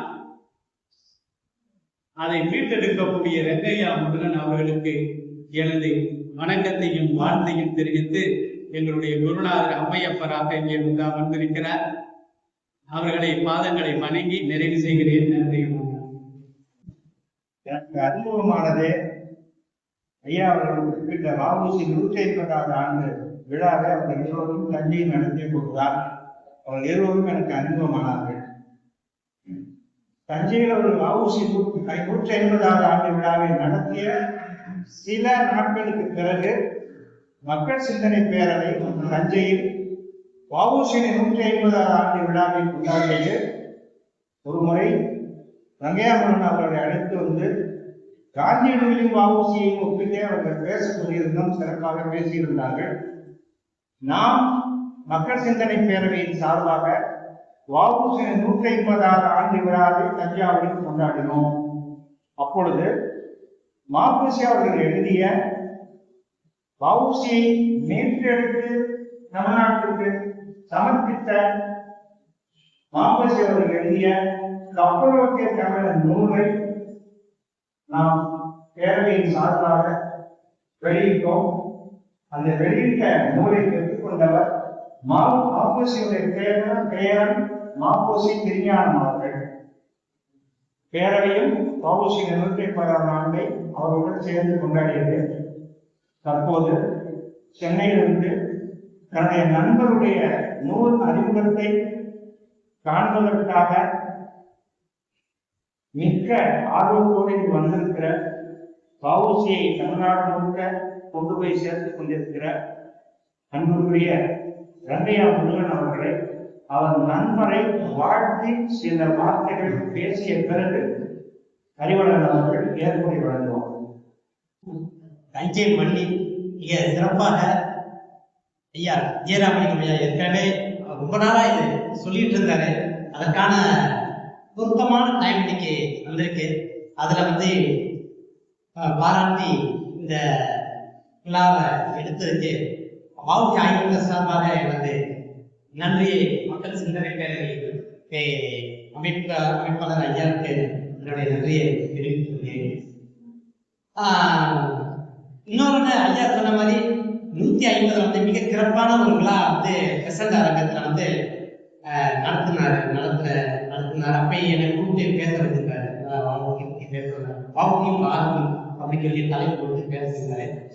அன்னைக்கு ஒரு நல்ல ஒரு பெரிய விழாவா ஆக்கியது நான் சொல்லியிருக்கோம். எனக்கு திடீர்னு ஒரு நாள் அறிவு நூலை எழுதி முடிச்சதை எனக்கு ஃபோன் பண்ணாரு. முருகன் இந்த மாதிரி நான் திருநாவுக்கரசரையும் வஉசியையும் இணைச்சு நூல் எழுதியிருக்கேன் அப்படின்னாரு. எனக்கு கொஞ்சம் பயம் வந்துருச்சு. என்ன அறிவு இப்படி சொல்றீங்க திடீர்னு, இது கத்தி மேல நடக்கிறது மாதிரி அவ்வளவு சாதாரண விஷயம் இல்லை அப்படின்னு. இல்ல எழுதிடுவோம் என்ன வந்தாலும் பார்க்கலாம் அப்படின்றது அவருக்கு ஒரு தைரியம் இருந்தது. ஆனா எனக்கு இன்னைக்கு வரைக்கும் பதவதை போல. ஆனா மதுரை ஆர்வமே அவர் கூப்பிட்டு பாராட்டி இன்னைக்கு அவருக்கு அவார்டு கொடுத்துச்சு இந்த புத்தகத்துக்காக. அப்ப ஒரு ஆதீனம் அதை ஏத்துக்கிடுச்சுல, ஒரு சைவ ஆதீனமா அதை ஏத்துக்கிடுச்சு என்பது கொஞ்சம் அந்த பதைப்பு எனக்கு கொஞ்சம் குறைஞ்சிருச்சு. அப்புறம் ஐயா சைவத்துல மேலோங்கி இருக்கிறவங்க இவங்கெல்லாம் இன்னைக்கு பாராட்டும் போது சரி அவர் மிக சரியான ஒரு முடிவை எடுத்து அதுல ரொம்ப தெளிவா அதை எழுதியிருக்கிறாரு அப்படிங்கிறதுனால அந்த ஓட்டம் பார்த்தீங்கன்னா அந்த நூலை எடுத்தா நீங்க ஒரு 30 நிமிஷத்துல படிச்சு முடிச்சிடலாம். அவ்வளவு தெளிவான ஓட்டம், ஆட்டோடுக்கான நடை அப்படி போயிட்டு இருக்கோம். ஒண்ணுக்கு அவ்வளவு மாதிரி அந்த அழகா தேவாரத்திலிருந்தும் ஐயாவுடைய தச்சரித்திலிருந்தும் ரொம்ப பொருத்தமாக பண்ணியிருப்பாங்க.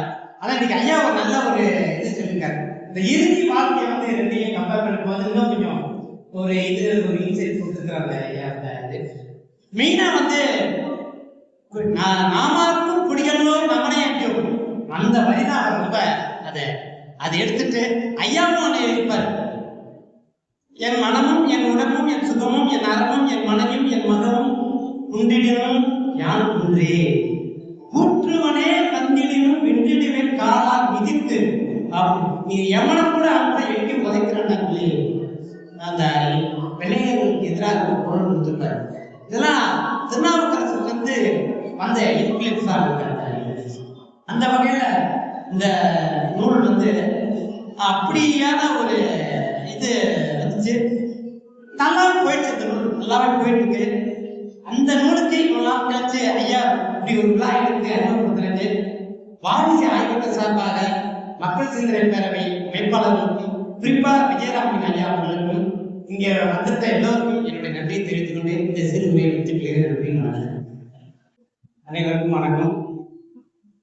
இந்த நூல் எழுதுறது தயக்கமா தான் இருக்குது. ஆனா ஒரு சொல் வெல்லும் ஒரு சொல் ஒன்றும் வாங்க, அந்த மாதிரியான ஒரு நிகழ்வு எனக்கும் உங்களுக்கும் நடந்தது. ஐயா சொன்னாங்க தஞ்சாவூர்ல இந்த நூல் எப்படி வெளியிட்டோம் அப்படிங்கிறத உங்களுக்கு சொன்னாங்க. ஆனா இது குறித்து இது எழுதுவதற்கு முன்பு எங்களுக்குள்ள ஒரு உரையாடல். நாங்கள் இருவரும் ஒரே அலுவலகத்துல வேலை பார்க்கறதுனால தேநீர் இடைவேளையில முழுக்க 90% வஉசி குறித்தான எங்களுடைய அமைப்பை பத்தி பேசுவோம், 10% எங்களை அலுவலக பணிகளை பத்தி பேசுவோம். அந்த 90% இதுல அடிக்கடி ரெங்கையா முருகன் சொன்ன ஒரே ஒரு வார்த்தை வஉசி வேதாந்தியா தான் இருக்குமோ, வேதாந்தியா தான் இருப்பாரு, அவர் கைவல்லிய நவநீதம் படிச்சிருக்கிறாரு, அதனாலதான் இவ்வளவு கொடுமைகளையும் தாங்க முடிஞ்சது அவரால அப்படின்னு அவர் சொல்லுவாரு. எனக்கு அந்த ஒரு வார்த்தை திரும்ப திரும்ப திருநாவுக்கரசரையே ஞாபகப்படுத்திட்டு இருந்தது. திருநாவுக்கரசர் வேதாந்தி இல்லை, சைவ சித்தாந்தி அப்படிங்கிறது எல்லாருக்கும் தெரியும். ஏராளமான பாடல்கள், ஏராளமான உழவார பணிகள், தொடர்ச்சியான பயணங்கள், இது எல்லாமே ஒரு மன்னனை எதிர்த்து முழுக்க முழுக்க ஆளுமையாக தமிழகத்தை அல்லது கிட்டத்தட்ட ஒரு தென்னக பரப்புகளை கொண்ட ஒரு மன்னனை எதிர்த்து ஒரு சைவ சித்தாந்தி நடத்திய போராட்டம், அதிலிருந்து வந்த பாடல்கள், உழவார பணிகள் எல்லாமே. இதை நான் படிக்க எனக்கு வஉசியோட சுயசரிதையை படிக்கும்போது அவரோட இதுவும் ஒத்து போற மாதிரியே எனக்கு இருந்தது. அவரும் அவருடைய வஉசியை சுதேசிய பாதைக்கு திரும்பியது அவருடைய தமக்கையார் சென்னையில இருக்கிற விவேகானந்தர் இல்லத்துக்கு கூட்டிட்டு போனது தான் அவருக்கு காரணமா அமைஞ்சது. அதே மாதிரி சமணத்திலிருந்து சைவத்துக்கு திருநாவுக்கரசர் மாறினதும் அவருடைய அத்தையின் மூலமாகத்தான், அவருடைய தமக்கையின் மூலமாக தான் மாறுறாரு. வஉசி அவங்க அத்தை அழைச்சிட்டு போறாங்க விவேகானந்தர் இல்லத்துக்கு. விவேகானந்தர் அப்போ இருக்கிற துறவிகிட்ட பேசும்போது தான் இவருக்கு அந்த சுதேசிய விதை மனசுக்குள்ள விழுது வஉசிக்கு.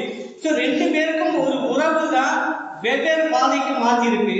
அதே மாதிரியான காலகட்டத்தில் ஒரு மிகப்பெரிய மன்னனை எதிர்த்து ஒரு சைவ சித்தாந்தியும், மிகப்பெரிய வெள்ளையர்களை எதிர்த்து ஒரு விடுதலை போராட்ட வீரரும் ஏன் இதை ஒப்புமைப்படுத்தி பார்க்க கூடாது அப்படின்னு ஆரம்பிச்சதுன்னா, சின்ன சின்னதா அந்த வேதாந்தத்திலிருந்து அவர் சைவ சித்தாந்தம் என்று சொல்ல வந்து அவருடைய வாழ்க்கை முழுக்கவே இவருடன் ஒத்து போவதை எண்ணி தொடர்ச்சியா நான் அதை வாசிக்க சில குறிப்புகள்லாம் எடுத்து பண்ணிட்டே இருந்தேன்.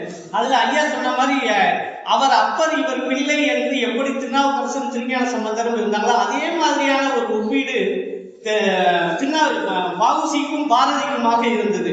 பாரதியும் அவரும் முதல் தடவை சந்திக்கும் போதே வஉசி சொல்றாரு, நான் சோழனாகவும் பாரதி கம்பனாகவும் எனக்கு தெரிந்தார் அப்படின்னு சொல்றாரு. இதே சந்திப்பு முதல் முறையாக திருநாவுக்கரசரும் திருஞான சம்பந்தரும் நடக்கும் போது அப்பரே என்று ஞானசம்பந்தர் அழைக்கிறார், அவர் அடியேன் என்று வணங்குகிறார். அப்பர் பிள்ளையாக அங்க நாவுக்கரசரும் திருஞான சம்பந்தரின் முதல் சந்திப்பிலேயே உருவானார்களோ அதே மாதிரியான ஒரு முதல் சந்திப்பில் வஉசிக்கும் பாரதிக்குமான தொடர்பு இருந்தது. அதையும் வாசிக்க ஆரம்பித்தேன். அவர் எழுதிய பாரதி பற்றி வஉசி எழுதிய அந்த அவர் நினைவு குறிப்புகளை வச்சு பார்த்தா கிட்டத்தட்ட 3-4 முறை அவர்கள் சந்தித்ததை திருநாவுக்கரசர் ஞானசம்பந்தர் எப்படி ஒத்து போகுதோ அதே மாதிரியான ஒற்றுமை அதுலேயும் இருந்தது. ஸோ இது எல்லாத்தையுமே தனித்தனியா எடுத்து ஒரு புத்தகம் ஆக்கிடலாம் அப்படின்னு சொல்லிட்டு ஒரு கட்டுரை எழுத ஆரம்பிச்சு ஒரு புத்தகம் ஆக்கினேன். புத்தகம் ஆக்கினா எப்படி இருந்தாலும் புத்தகத்தை இன்னைக்கு போடுறதுங்கிறது சிரமம், அது விற்பனைங்கிறது அதை விட சிரமம்.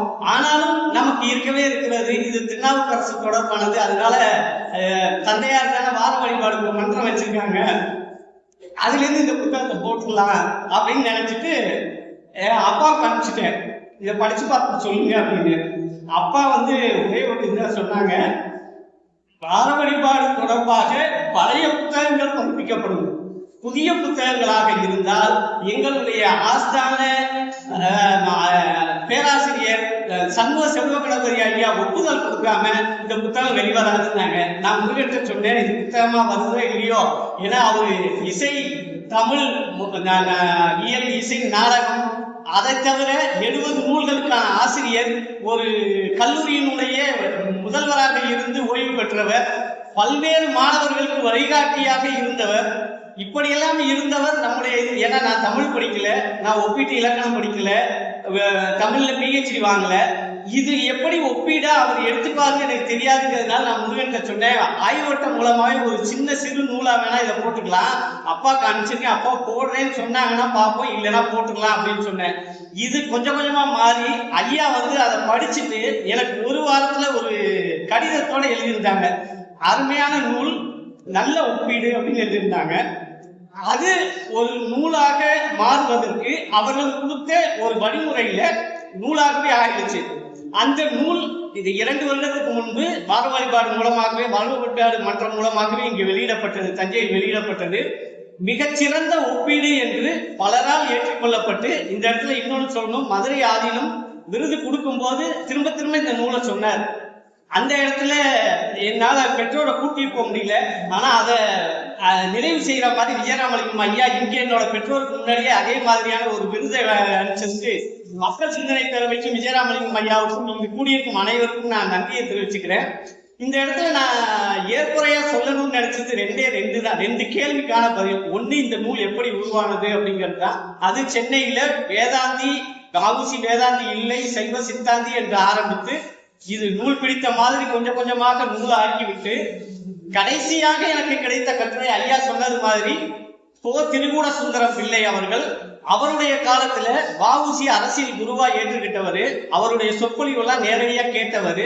அவர் ஒரு கட்டுரையில ஒரு வரி எழுதியிருக்கிறாரு, திருநாவுக்கரசரின் அவதாரமாக வ.உ.சி. இருக்கக்கூடாதா அப்படின்னு ஒரு கேள்வி கேட்டிருப்பாரு. அதுக்கான பதிலா இந்த நூல் இருக்கலாம் அப்படின்னு நான் நினைச்சுக்கிட்டேன். அது முடிக்கிற தருவாயில தான் எனக்கு நூல் முடிக்கிற தருவாயில தான் அந்த கட்டுரை கிடைச்சது. அதையே நான் நிறைவு இதுலையும் சொல்லியிருக்கேன்.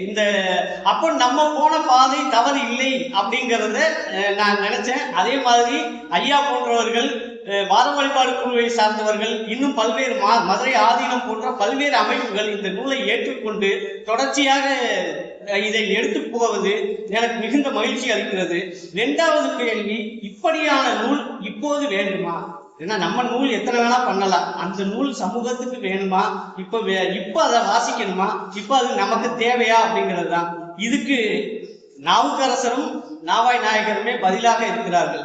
நாவுக்கரசர் எந்த இடத்திலையும் சமணர்களை கொல் என்று அந்த மன்னனிடம் சொல்லவில்லை. பல்வேறு துன்பங்கள் அனுபவித்தார், ஆனால் எந்த நேரத்திலும் சமணர்களை குற்றம் சொல்லவில்லை. அவருடைய பாடல்களில் அமணர் என்று பல இடங்களில் வருது. ஆனாலும் சமணர்களை அவர் நினைத்திருந்தால் அந்த மன்னனிடம் சொல்லி இருக்கலாம். இந்த நேரத்தில் அதற்கு ஒரு எடுத்துக்காட்டு ஒன்று சொல்லணும் அப்படின்னா, அவர் பழையாறை வரும்போது அந்த பழையாறையில இருந்த சிவலிங்கம் மண்ணில் புதைக்கப்பட்டு மேல சமண பாடி இருந்தது, சமணர்கள் தான் இருந்தாங்க.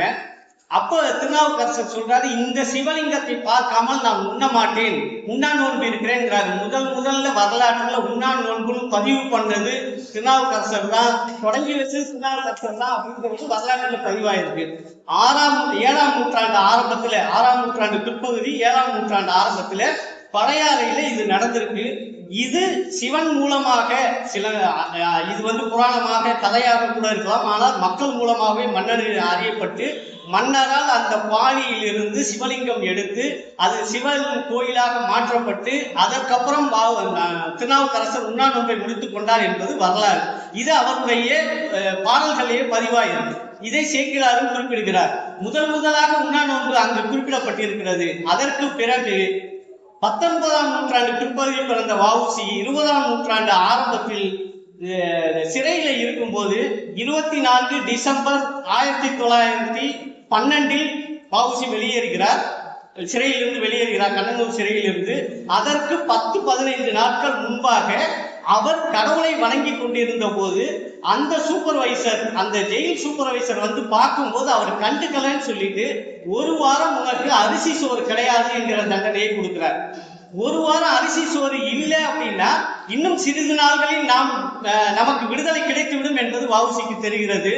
1 வாரம் 10 நாட்களுக்கு முன்பாக இந்த சிறையிலிருந்து வெளியேறுவதற்கு முன்பு அரிசி சோறு வாங்கியே ஆக வேண்டும் என்று உண்ணா நோன்பை வ.உ.சி. இருக்கிறார்.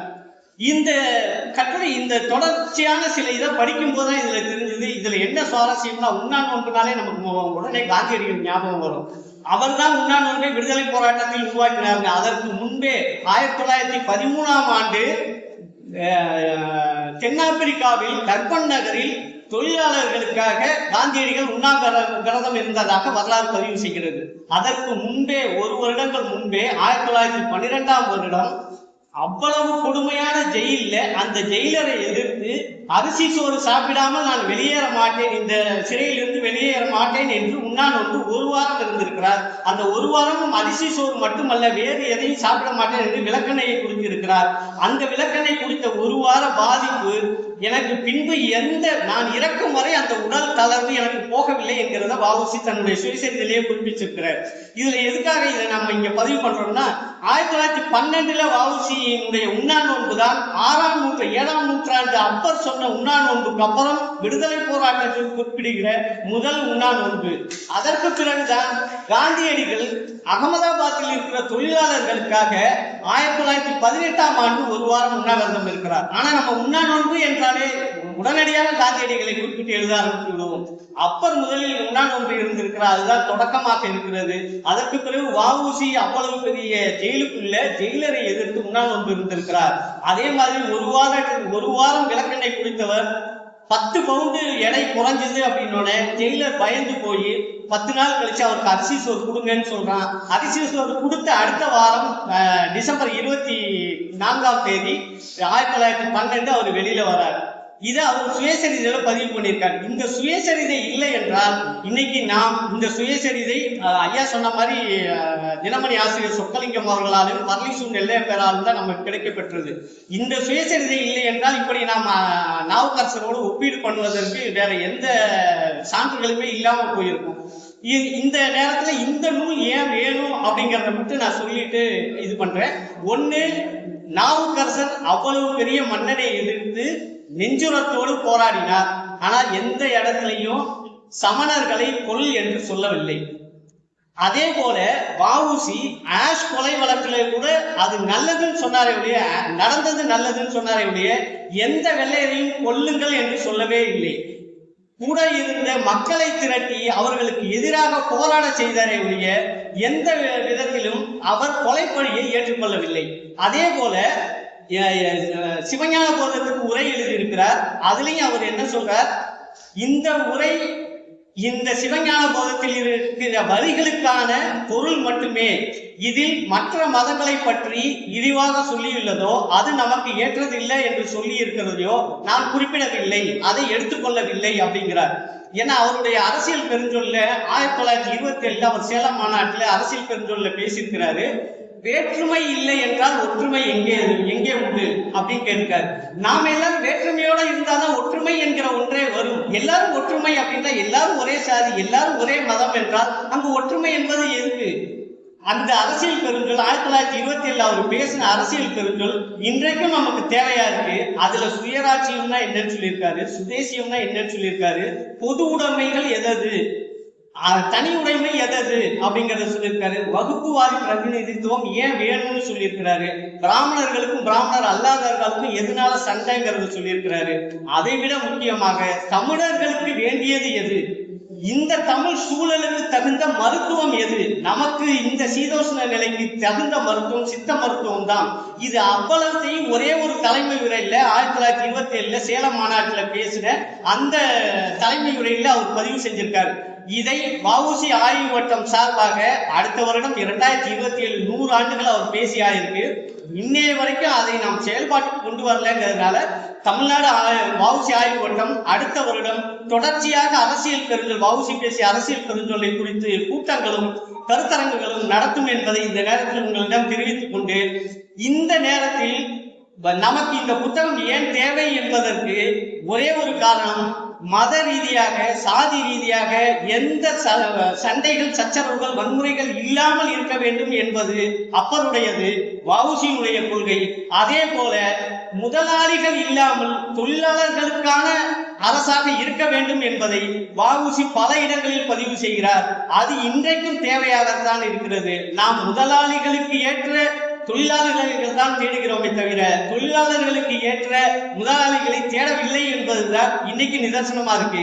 இந்த 2 அடிப்படையில் இன்றைக்கும் இது மாதிரியான ஒப்பீடுகள், இது மாதிரியான புத்தகங்கள் வர வேண்டும் என்பதை சொல்லி ஐயா அவர்கள் கொடுத்த ஆலோசனையின் பேரில் தொடர்ச்சியாக எனக்கு பெருவுடையாரின் அருளோடு இந்த புத்தகத்தை விரிவுபடுத்த வாய்ப்பு கிடைக்குமானால் அவை எல்லாவற்றையும் சேர்த்து பெரிய ஒரு நூலாக ஆக்குவேன் என்பதை சொல்லி, இந்த நூல் அறிமுக கூட்டத்திற்கு வந்திருக்கும் உங்கள் அனைவரையும், தலைமை தாங்கி சிறப்பித்த வழக்கறிஞர் அவர்களையும், வரவேற்புரையாற்றிய ஐயா அவர்களையும் மற்றும் விஜயராமலிங்கம் அவர்களையும் ஐயா அவர்களையும், மக்கள் சிந்தனை பேரவை அமைப்பினர் அவர்களையும், சிந்தனை பேரவை உறுப்பினர்கள் அனைவரையும், இந்த இடத்தை தந்து உதவி செய்த நமது அலுவலக கட்டிட உரிமையாளர்கள் உறுப்பினர்கள் அனைவரையும், வந்திருந்து பெருமைப்படுத்திய உங்கள் அனைவரையும் நன்றி கூறி, அனைவருக்கும் நன்றி கூறி விடைபெறுகிறேன். நன்றி.